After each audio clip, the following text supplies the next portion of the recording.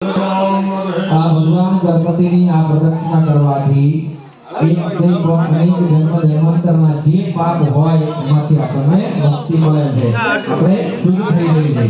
તો પ્રદક્ષિણામ સમર્પયામિ પાણી ઢંકી વૈરા ભવાની ઓમ દેવ ઇદં બલમ મહાદેવા સાવિદં. હવે બધા જ અહીંયા હવે ધ્યાન આપજો. ખાસ માનું મંદિર બનાવી છે, અહીંયા 33 કરોડ દેવતાઓ આવે છે અને માને આપણે અહીંયા બેસાડવાના છે. નવું મંદિર બની જાય પણ એના માટે આપણે મુહૂર્ત તૈયાર કરી છે.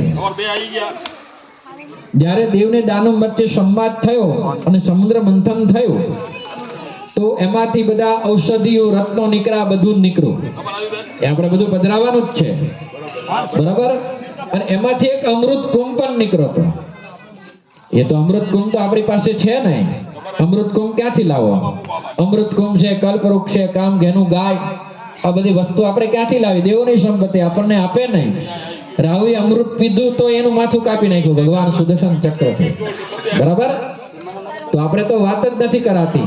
પણ જ્યારે જ્યારે આપણે યજ્ઞ યાગાદિક કર્મ કરતા હોય, શિલાન્યાસ કરતા હોય ત્યારે આપણે અમૃત કુંભની આપણે જરૂર પડે છે.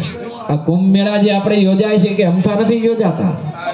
આ જયારે સમુદ્ર મંથન થયું અને રાહુ અમૃત કુંભ લઈને દોડ્યો અને જ્યાં દોડ્યો ને જ્યાં છલકાણો, જ્યાં જ્યાં ટીપા પડ્યા ને ત્યાં આપણે નાહવા જઈએ છીએ. ત્યાં કુંભ મેળા થાય.